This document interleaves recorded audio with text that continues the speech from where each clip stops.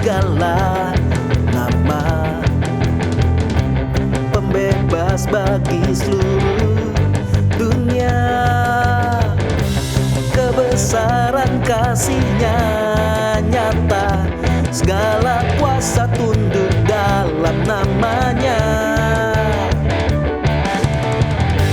Nama yang diberikan kepadanya, bertekuk lutut semua lawan-lawannya. Tak ada nama lain yang diberikan, yang olehnya kita diselamatkan. Penasehat ajaib, Allah yang perkasa, Bapa yang kekal, Raja damai. Penasehat ajaib, Allah yang perkasa, Bapa yang kekal, Raja damai.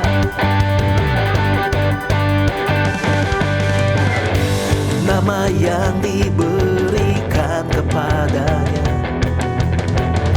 bertekuk lutut semua lawan-lawannya. Tak ada nama lain yang diberikan, yang olehnya kita diselamatkan. Penasehat ajaib, Allah yang perkasa, Bapa yang kekal, Raja damai. Penasehat ajaib, Allah yang perkasa, Bapa yang kekal, Raja damai.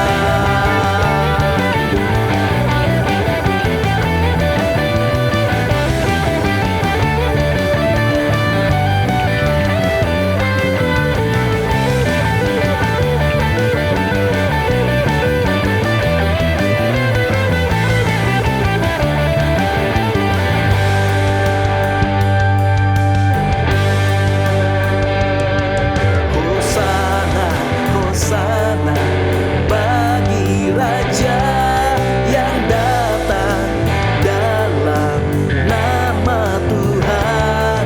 Hosana, Hosana, Hosana, serukanlah namanya. Penasehat ajaib, Penasehat ajaib, Allah yang perkasa, Bapa yang kekal, Raja damai. Penasehat ajaib, Allah yang perkasa, Bapa yang kekal, Raja damai. Bapa yang kekal, Raja damai. Bapa yang kekal, Raja damai.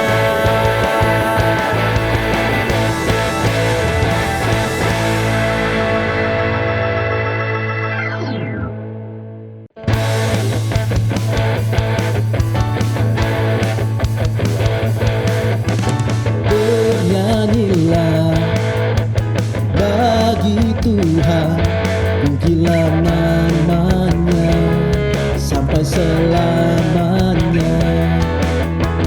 Kabarkanlah keselamatan yang datang daripadanya.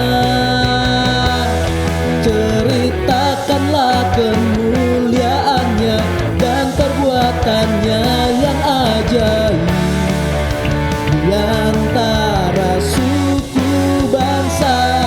Sebab Tuhan maha besar dan terpuji sangat, Ia lebih dahsyat dari segala Allah.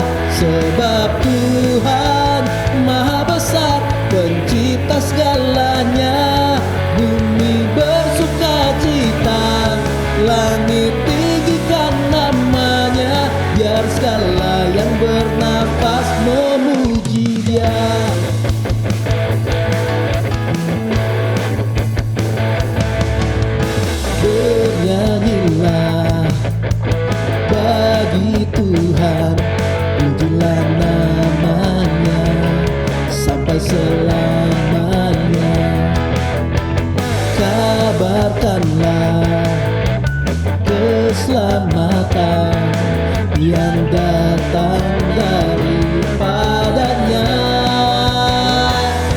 Ceritakanlah kemuliaannya dan perbuatannya yang ajaib di antara suku bangsa. Sebab Tuhan Maha besar dan terpuji sangat, Ia lebih dahsyat dari segala Allah. Sebab Tuhan Maha besar, pencipta segalanya. Bumi bersuka cita, langit tinggikan namanya, biar segala yang bernafas memuji Dia.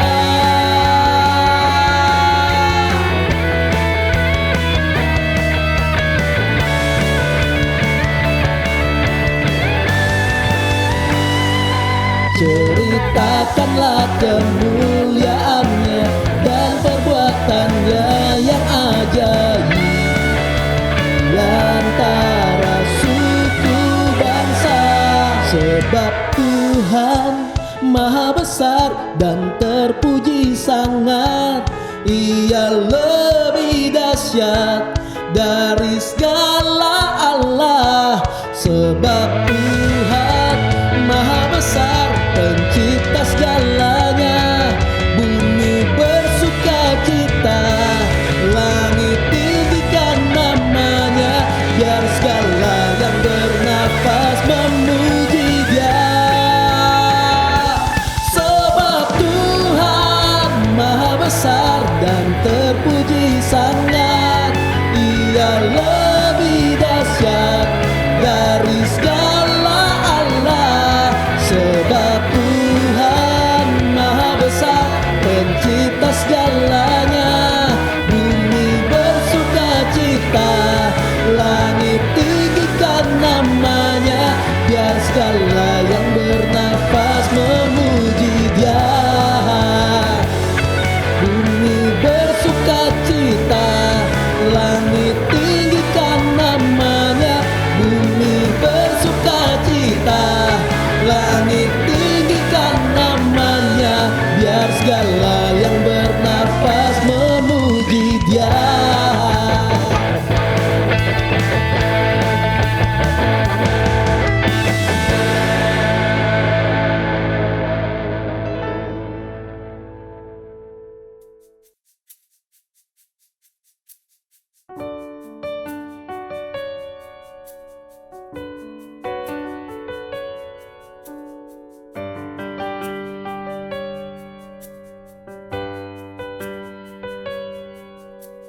Tuhan adalah gembalaku, takkan kekurangan aku. Ia membaringkan aku di padang berumput hijau. Ia membimbing aku ke air yang tenang. Ia menyegarkan jiwaku. Ia menuntunku ke jalan yang benar, oleh karena namanya. Sekalipun ku berjalan dalam lembah kelam, ku tak takut bahaya, sebab Engkau besertaku.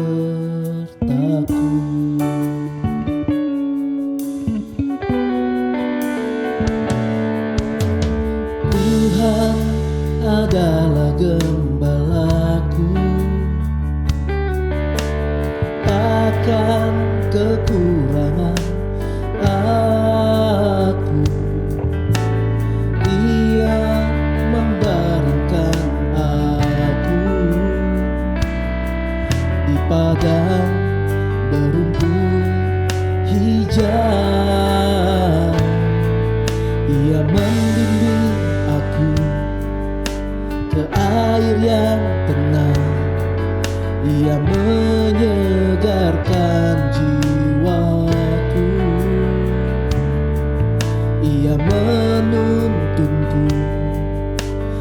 jalan yang benar oleh karena namanya.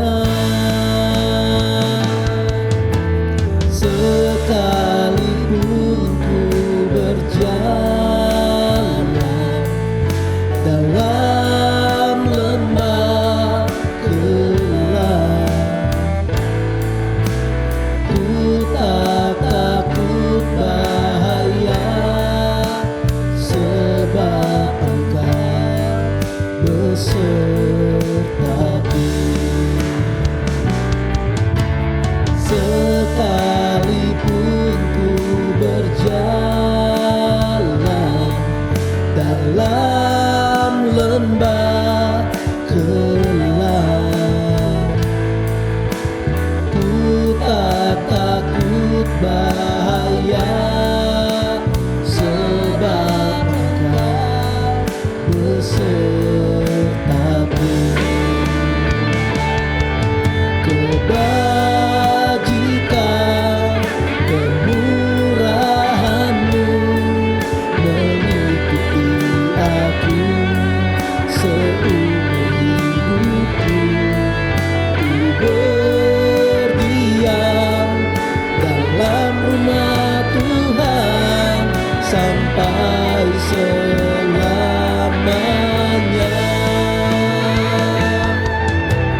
Sekalipun ku berjalan dalam lembah gelap, ku tak takut bahaya, sebab Engkau besertaku. Sekalipun ku berjalan dalam lembah gelap, ku tak takut bahaya, sebab Engkau besertaku. Sebab Engkau besertaku, sebab Engkau besertaku.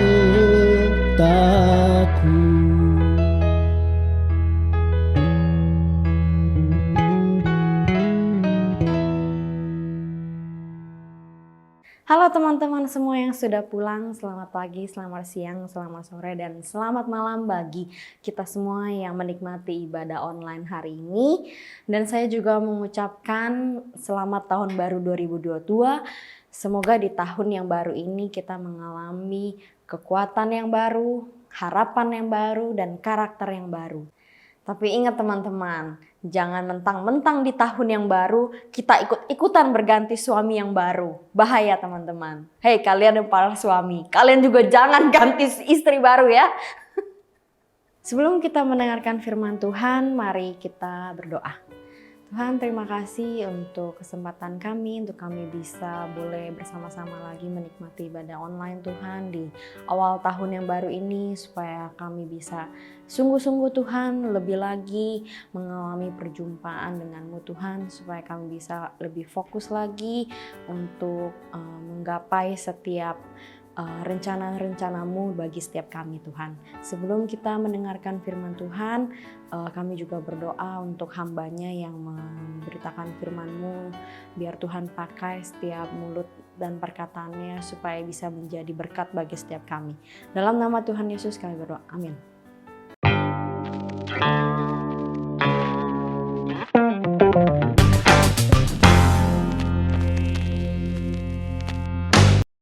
Shalom dan selamat tahun baru. Akhirnya kita memasuki tahun yang baru nih, tahun 2022.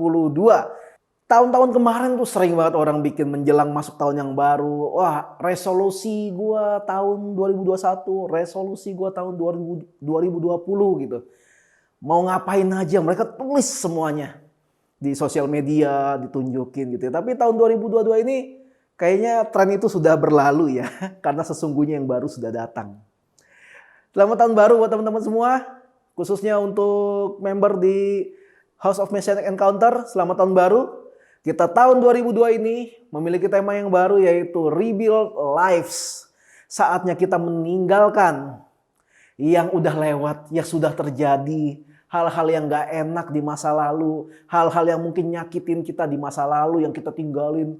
Semua rencana-rencana yang kita sudah bangun tapi ya batal. Semua keinginan kita yang pengen dijalankan sepanjang 2021 batal. Tapi ya sudahlah, sudah lewat. Saatnya kita 2022 ini kita kembali membangun kehidupan kita, membangun kehidupan orang-orang lain, kita bantu mereka supaya mereka bisa memiliki kehidupan yang baru, dan mereka yang sudah kehilangan mimpi mereka di masa lalu, kita bisa membantu mereka untuk mewujudkannya lagi sesuai dengan kapasitas kita.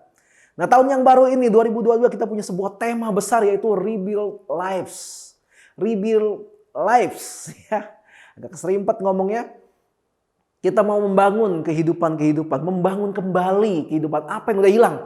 Apa yang udah hilang selama 2021. Ya kita nggak mungkin bisa kembali ke masa lalu kecuali kita ada Doraemon dan memakai mesin waktu ke masa lalu dan kita ingetin supaya jangan begini begitu gitu. Tapi kita bisa kasih diri kita kesempatan untuk memulai kembali, untuk melakukan lagi.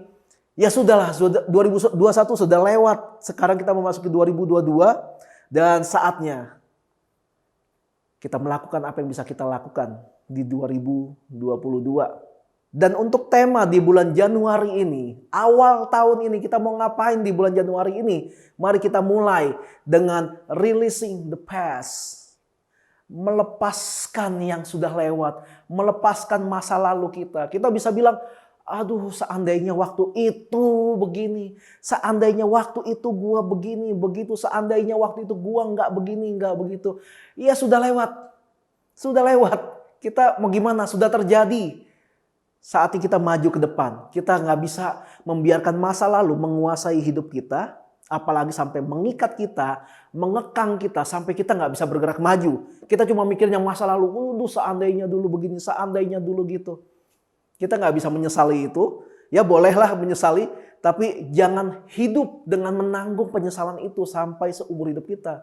Kita bisa lihat banyak orang yang hidupnya hancur. Hancur yang saya maksud bukan berarti dia hancur jatuh miskin, atau dia jatuh sakit, atau dia jatuh ketiban tangga. Enggak, hidupnya hancur seperti orang mati segan, hidup tak mau. Dibilang hidup tapi kayak orang mati. Dibilang mati tapi dia hidup. Kayak zombie gitu ya. Dan orang-orang seperti ini yang hidupnya hancur ini, yang kelihatan gak punya pengharapan. Kelihatan kayak, aduh kok ini orang kayak gak mau ditolong. Atau orang ini gak mau berusaha bangkit. Orang ini cenderung menyalahkan masa lalunya. Dan yang paling parah adalah orang-orang seperti ini, ada aja yang menyalahkan masa lalunya untuk membenarkan apa yang dia perbuat. Sebuah kesalahan yang dia perbuat di masa sekarang. Ya habis gimana dong, kan gua begini. Ya habis gimana dong, kan gue begitu. Dulunya gue begini, dan dulu gue begini orangnya. Gitu ya. Dulu pernah ada cerita ketika ada orang suka ngejodoh-jodohin gitu kan. Dia bilang, si itu naksir kamu tuh, kalau lu gak mau. Ah enggak lah, bawel orangnya, gak kuat gue kuping gue. Dia mah emang bawel mulutnya, tapi hatinya baik gitu. Ada yang kayak gitu kan. Bawel mulutnya tapi hati yang baik. Ya buat orang yang kupingnya tipis mah gak kuat juga sama bawel gitu ya. Jadi gak bisa dijadikan alasan gitu. Kalau memang mau ada sesuatu hal yang baik terjadi dalam hidup kita, kita harus belajar untuk mengubah diri kita dulu. Sebelum kita menyalahkan situasi, menyalahkan orang lain. Kadang-kadang kita menyalahkan Tuhan gitu. Kenapa Tuhan? Kenapa? Gitu ya. Suka nyalahin padahal salah sendiri. Ya, padahal salah sendiri. Tapi kita juga cenderung cari siapa yang bisa gue salahin. Siapa yang, alasan apa ya yang bisa gue pakai buat ngebenerin gitu. Buat ngebenerin apa yang udah gue perbuat gitu kan ya. Kan ada aja orang-orang yang kayak gitu kan. Yang, sorry ya kemarin gue mukul lu. Abisnya elunya sih gitu. Jadi minta maafnya gak tulus. Minta maaf sih, tapi ada nembak balik menyalahkan kita gitu. Ada aja yang kayak gitu. Mungkin ada yang belum beres dari masa lalunya, ada yang belum kelar dari masa lalunya, atau mungkin dia nggak mau menyelesaikan masa lalunya. Ya, buat teman-teman yang memiliki masa lalu yang pahit, memiliki masa lalu yang nggak enak di masa lalu, saya cuma bisa nasihatin, lepaskan masa lalu itu, masuk dalam rencana Tuhan yang harusnya sudah dilakukan sekarang-sekarang ini untuk menyambut masa depan yang penuh dengan pengharapan. Itu kata firman Tuhan. Karena rencana Tuhan bukan rencana kita, rancangan Tuhan bukan rancangan kita. Kalau rancangan kita mungkin melihatnya banyak madesu gitu ya, masa depan suram gitu. Tapi dikatakan firman Tuhan, rancangan Tuhan itu memiliki janji masa depan yang penuh dengan pengharapan. Itu yang Tuhan katakan tentang kalau kita mau berpegang pada rancangan Tuhan, pada rencana Tuhan. Kita bisa lihat, kita ambil contoh perampok. Kalau ditanya, kamu kenapa merampok? Ya habisnya saya dulunya kan miskin. Saya nggak ada yang mau mempekerjakan saya. Orang tua saya miskin, kakek saya miskin, buyut saya miskin. Buyut saya punya buyut miskin. Gitu. Akhirnya menjadikan alasan kemiskinan untuk berbuat kriminal. Berbuat suatu hal yang tidak dibenarkan. Dia menyalahkan masa lalunya. Dia nggak pernah menyalahkan, suka-suka gue dong. Mau ngerampok kayak mau enggak, urusannya apa lu? Tapi di penjara gitu kan. Ya kan nggak ada yang ngejawab kayak gitu. Semua menjawab dengan, ya saya menyesal. Karena dulu saya begini, dulu dia menyalahkan masa lalunya gitu. Kalau kita tanya pelacur, kenapa kamu sampai melacurkan diri padahal kamu cantik? Iya, karena dulu saya pernah dilecehkan sama siapanya. Kalau kita ketemu sama gay, sama lesbian, kamu kenapa?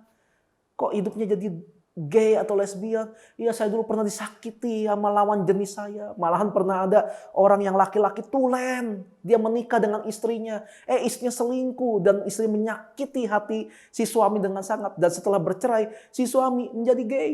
Dan dia menyalahkan itu. Dia menyalahkan habisnya karena istri saya begitu. Saya gak percaya lagi dengan lawan jenis. Orang yang kasar gitu, yang apa-apa pakai kekerasan, apa-apa pakai tenaga, apa-apa main fisik. Dia menyalahkan masa lalunya. Dulu saya sering dikasarin, makanya saya kayak gini. Ya mau gimana lagi, saya terbentuknya begini. Gitu. Semua menyalahkan masa lalunya.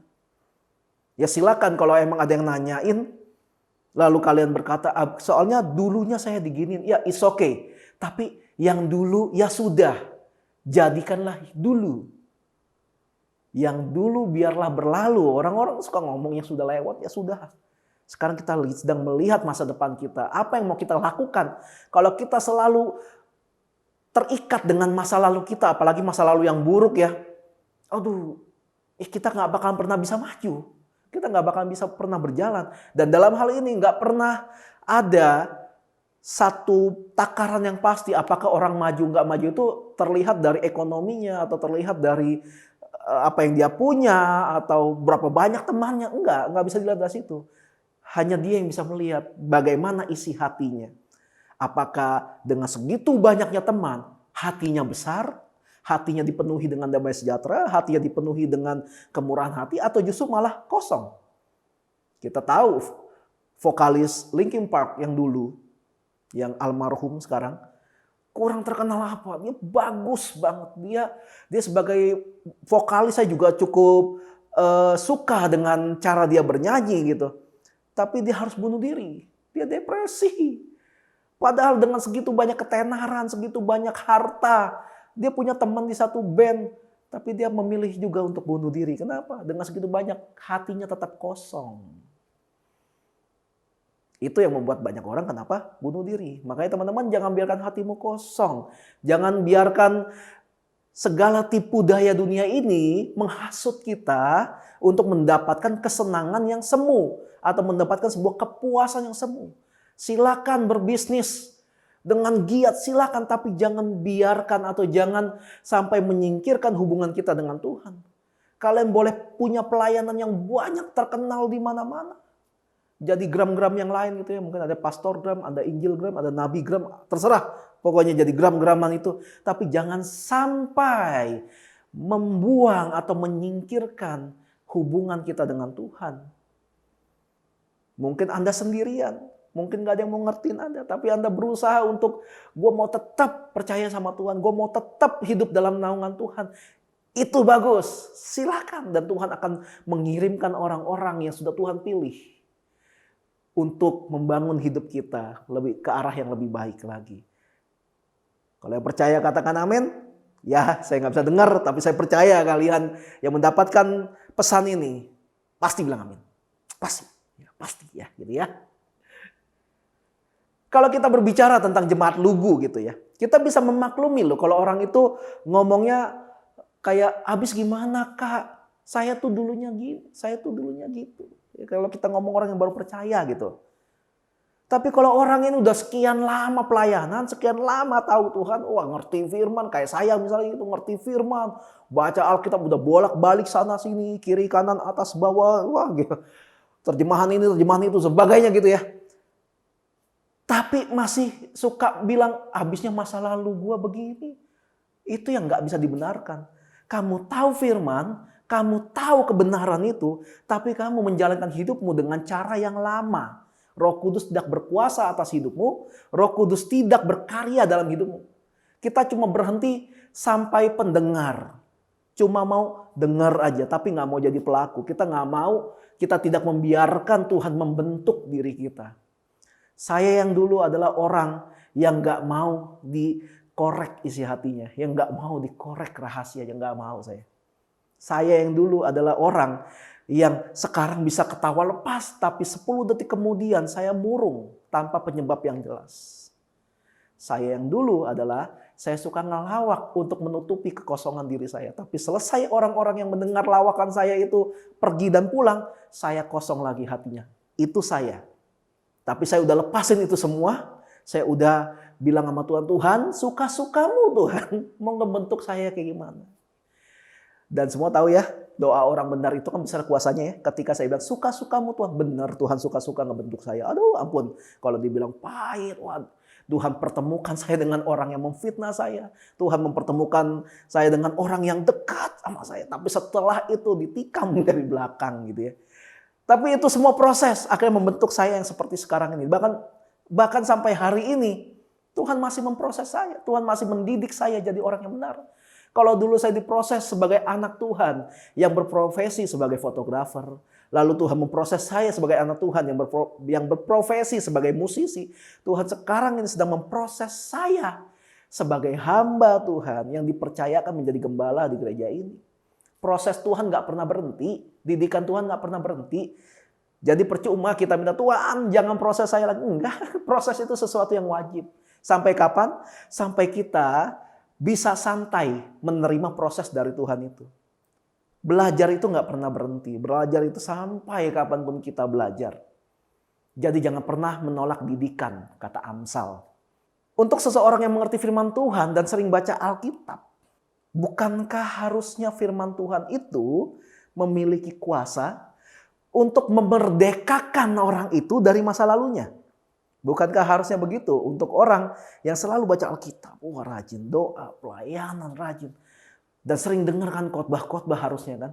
Bukankah harusnya firman Tuhan yang dia dengar, yang dia baca, yang suka di-sharingin, mungkin ketemu dengan seorang saling bertukar pikir. Bukankah harusnya firman Tuhan itu memiliki kemampuan untuk memerdekakan seseorang itu dari masa lalunya? Harusnya begitu kan? Dan iman timbul dari pendengaran, dan pendengaran akan firman Kristus. Tujuannya kita baca Alkitab, tujuannya kita mendengar firman Tuhan adalah supaya iman timbul. Iman timbul, pengharapan timbul. Pengharapan timbul, kita punya kekuatan untuk menjalani hidup kita dengan benar. Sesuai dengan apa yang Tuhan mau. Makanya kenapa penting banget di gereja harusnya seseorang, siapapun itu, berapa lama pun usia dia bergereja di tempat itu, kalau dia mau pelayanan, harus dimuridkan dulu. Harus ikut kelas pembinaan dulu. Harus ngikut pembelajaran, dibentuk dulu. Kenapa sih gereja ini value-nya begini? Kenapa gereja ini punya visi begini? Kenapa misinya begini? Kenapa tata cara ibadahnya seperti ini? Teologinya gimana sih di gereja ini? Apa sih yang selalu disampaikan di gereja ini? Jangan sampai kita ke gereja manapun, tapi kita berusaha untuk mengatur gereja di mana kita pelayanan seperti maunya kita, bukan maunya Tuhan. Bukan seperti warna atau gaya atau sistem atau apapun itu yang sudah diambil oleh gereja tersebut. Makanya penting orang yang pengen pelayanan harus dimuridkan dulu, dibina dulu supaya nggak pincang gitu loh. Itu dia juga kenapa anak Tuhan selalu disebut harus berbeda dengan anak dunia ini. Anak Tuhan harus berbeda dari anak dunia ini. Berbedanya ke arah yang lebih baik. Jangan malah jadi anak Tuhan yang berbeda tapi ke arah yang lebih buruk. Ketika ketemu orang dunia, wah orang dunia korupsi katakanlah 5M. Anak Tuhan harus berbeda. Kita harusnya korupsi 20M. Lebih parah gitu kan ya. Ya nggak, jangan gitu. Berbeda ke arah yang lebih baik. Metanoia. Kita merubah pola pikir kita ke arah yang lebih baik sesuai dengan pergerakan yang Tuhan mau. Kalau anak dunia ini selalu menggunakan masa lalunya yang pahit untuk membenarkan kesalahan yang dia buat di masa sekarang, harusnya anak Tuhan memakai masa lalunya yang pahit sebagai pembelajaran untuk menjadikan dia pribadi yang lebih baik di masa sekarang.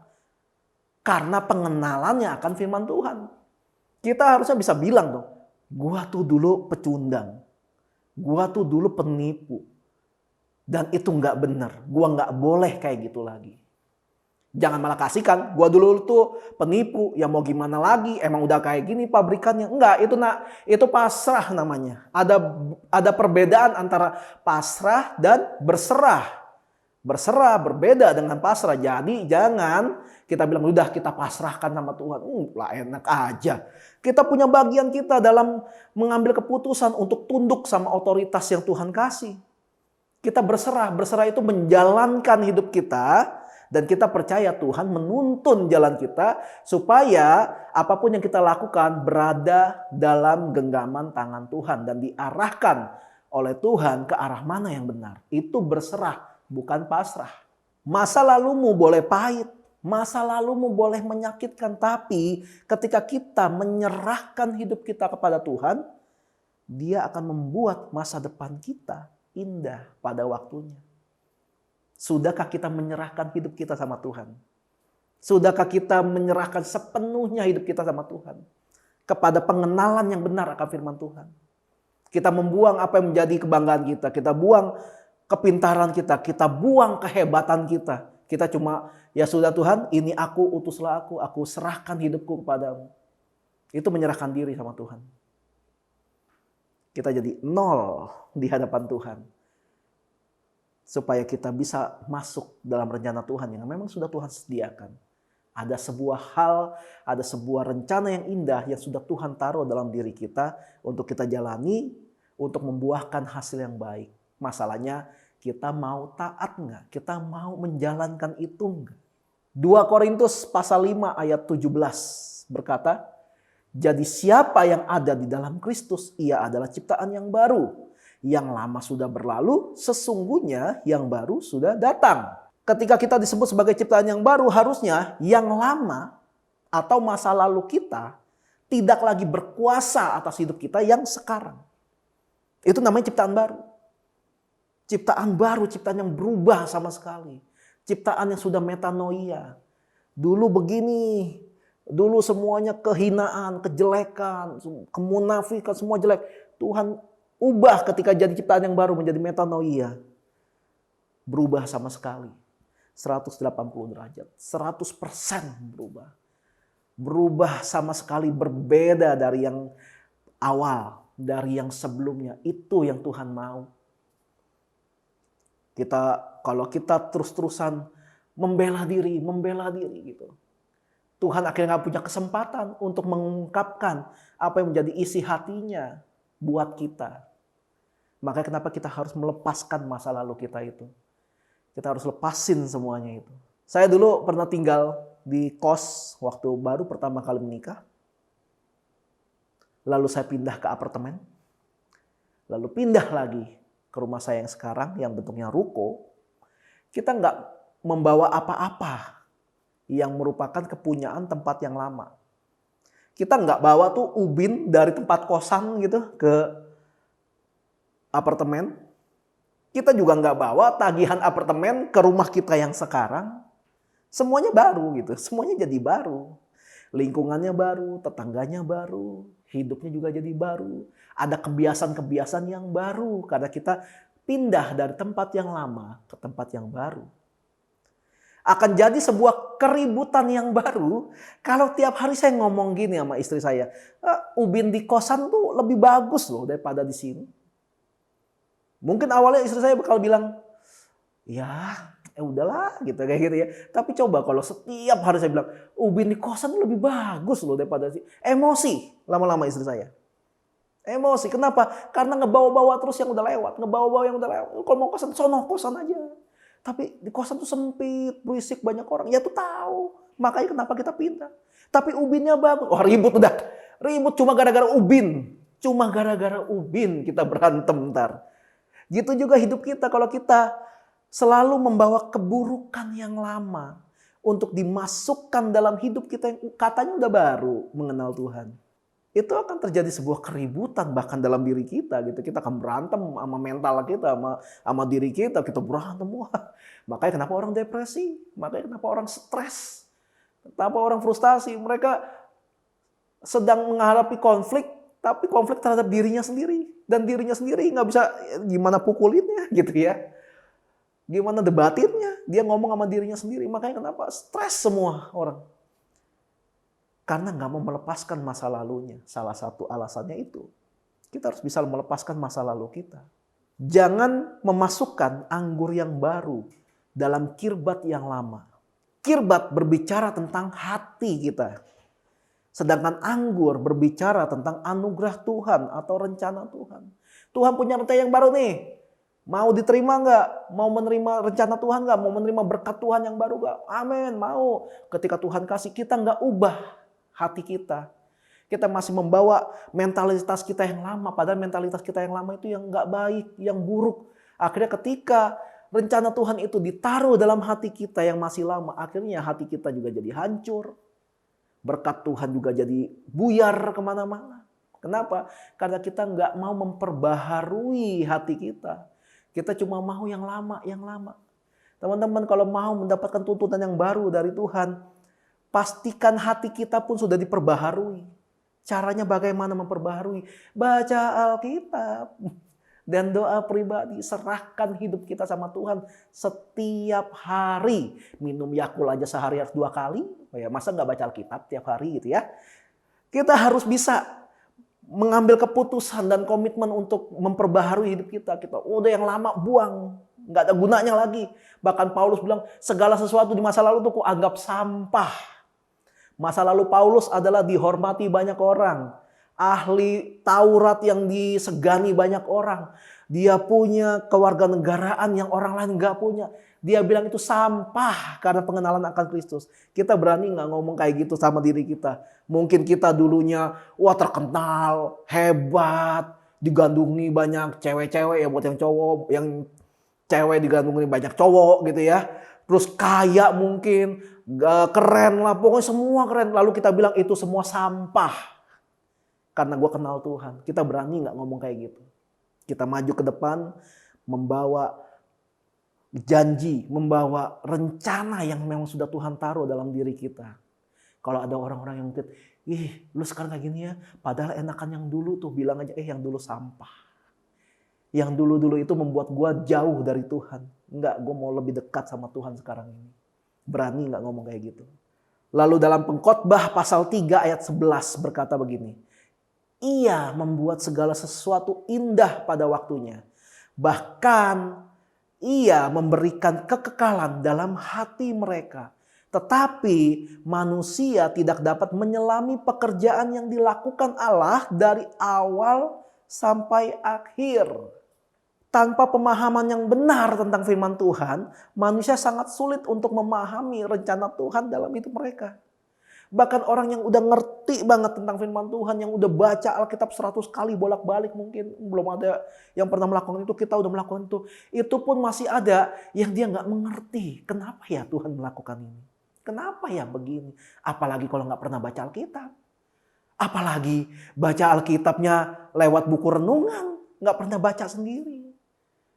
Apalagi kalau cuma sekedar dengar khotbah dari YouTube. Tapi kita nggak pernah nyari sendiri. Kita makin nggak paham. Lama-lama kita akan mengartikan apa yang tertulis di Alkitab sesuka hati kita.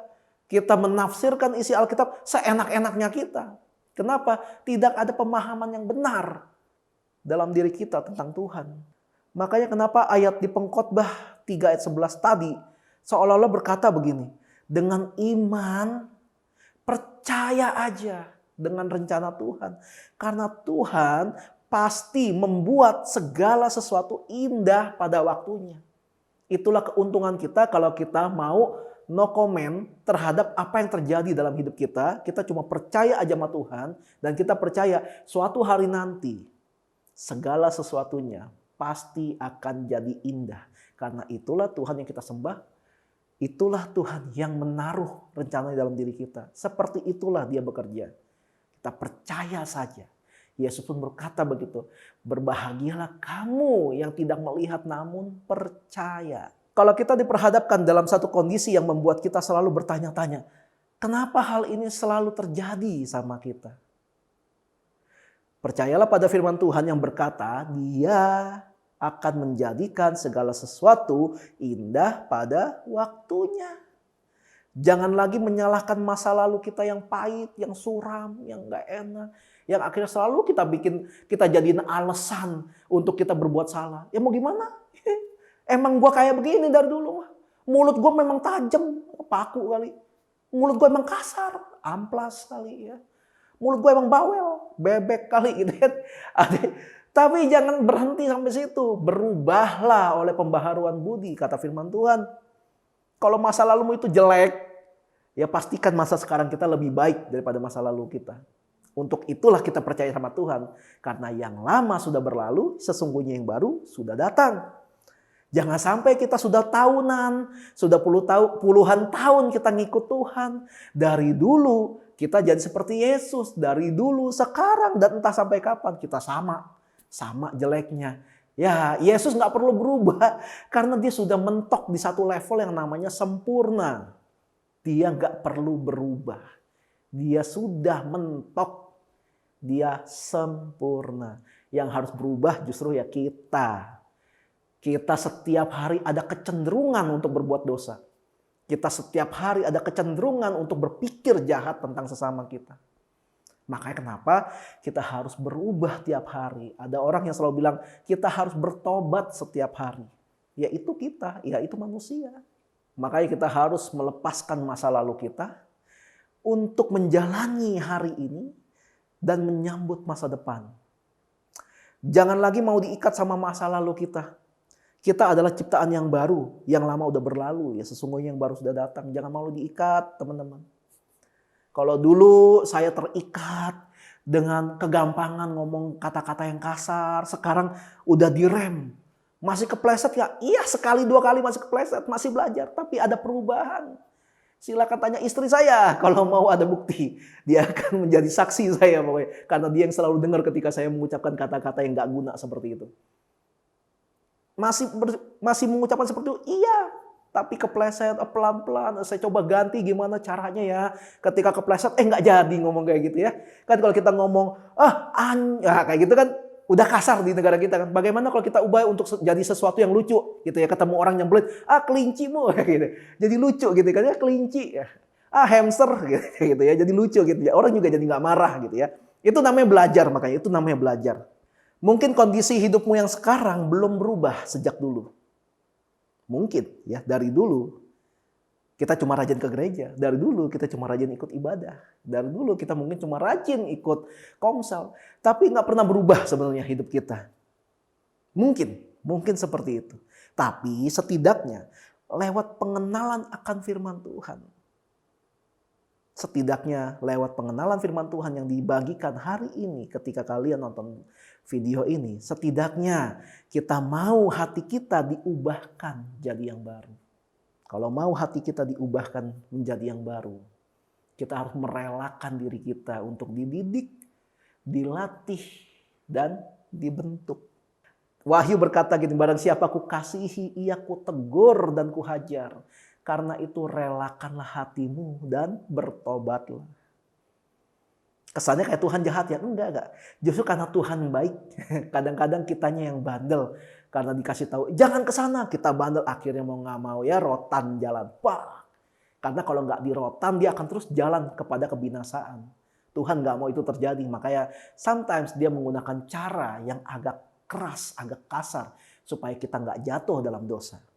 Seorang tokoh ternama di dunia bernama Kubilai Khan. Mungkin ada yang tahu ya.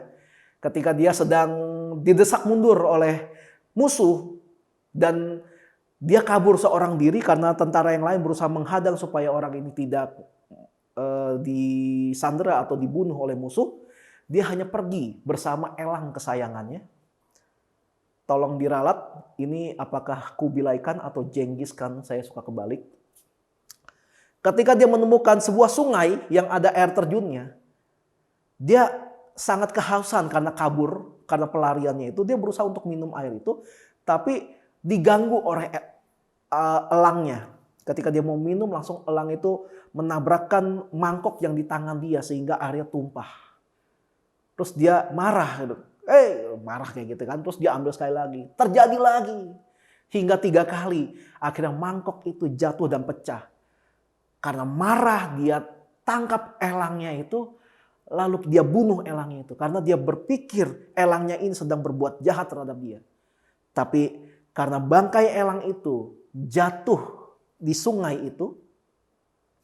Akhirnya dia nggak bisa minum air itu karena tercampur dengan darah elang itu. Akhirnya dia berusaha memanjat ke atas air terjun supaya dia bisa minum air langsung dari sumbernya.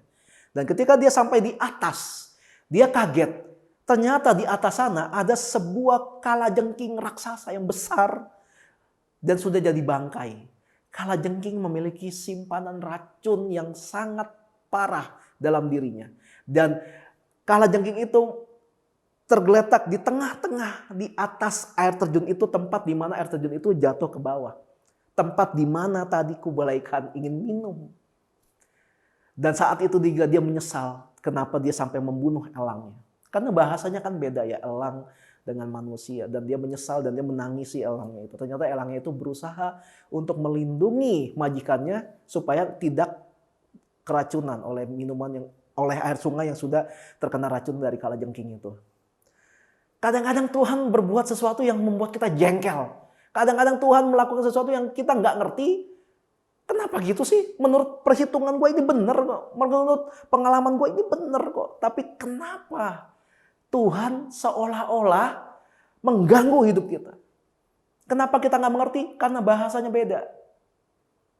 Bahasa Tuhan dengan bahasa manusia beda. Maka kita dibekali oleh Tuhan yang namanya iman. Percaya saja. Kalau memang Tuhan yang melakukan itu, percaya saja. Kalau itu yang terbaik buat kita. Itu yang baik yang Tuhan sediakan buat kita. Jangan sampai suatu hari nanti kita nyesal. Harusnya waktu itu gua tuh, udah selesai sudah kalau itu terjadi. Bahasa Tuhan dengan bahasa kita itu berbeda. Tapi kita bisa memiliki pemahaman yang benar tentang cara kerja Tuhan. Kalau kita mau membangun hubungan kita sama Tuhan. Kita baca Alkitab, kita berdoa, baca Alkitab, berdoa. Kita nyembah Tuhan pakai lagu. Ya. Lagu-lagu home bagus-bagus, jadi bisa pakai, silakan dipakai. Dan ini yang harus kita lakukan. Kita memahami aja dengan iman kita kalau yang kita terima memang atas izin Tuhan. Dan kita berserah padanya. Kalau satu kali kita melakukan sesuatu, apa yang menjadi rencana kita, apa yang menjadi kerinduan kita, gagal, ya sudah. Kita lakukan lagi yang lain. Kita percaya kalau ada campur tangan Tuhan. Roma 8 ayat 28 berkata, Allah turut bekerja dalam segala sesuatu untuk mendatangkan kebaikan bagi kita yang mengasihi Tuhan. Apakah kita mengasihi Tuhan? Dilihatlah dari sikap kita setiap hari bagaimana. Kita mau nggak dibentuk Tuhan? Mau nggak diubahin Tuhan? Lepaskan masa lalumu. Lepaskan itu supaya Tuhan bisa bekerja maksimal dalam hidup kita. Kalau mau rencana Tuhan berjalan secara maksimal dalam hidup kita, ya kita harus lepaskan masa lalu. Ya sudahlah, udah lewat. Jadi ciptaan yang baru. Percaya segala sesuatu itu akan indah pada waktunya. Kalau kita lihat hidup kita belum indah, mungkin ya memang belum waktunya. Ya bagian kita adalah melepaskan masa lalu kita, menjalani hidup kita yang sekarang untuk menyambut masa depan yang penuh dengan pengharapan. Release your past. Amin. Mari teman-teman kita mempersiapkan diri untuk perjamuan kudus. Mari kita angkat roti di tangan kanan kita. Demikian firman Tuhan, sebab apa yang telah kuteruskan kepadamu telah aku terima dari Tuhan, yaitu bahwa Tuhan Yesus pada malam waktu ia diserahkan, ia mengambil roti dan sudah itu ia mengucap syukur atasnya, ia memecah-mecahkannya dan berkata, inilah tubuhku yang diserahkan bagi kamu, perbuatlah ini menjadi peringatan akan aku. Yang percaya kalau roti di tangan kita ini adalah lambang persekutuan kita dengan tubuh Kristus, kita makan dalam nama Tuhan Yesus. Mari kita angkat anggur di tangan kanan kita. Demikian juga ia mengambil cawan sesudah makan lalu berkata, cawan ini adalah perjanjian baru yang dimateraikan oleh darahku. Perbuatlah ini setiap kali kamu meminumnya menjadi peringatan akan aku. Yang percaya kalau anggur di tangan kita ini adalah lambang persekutuan kita dengan darah Kristus, kita minum dalam nama Tuhan Yesus. Mari anak-anak yang disayang Tuhan, mari kita nyanyikan doa berkat. Tuhan memberkatimu. Tuhan melindungimu. Dia menyinarimu dengan wajahnya dan memberikan kasih karunia. Tuhan menghadapkan wajahnya dan memberi damai sejahtera.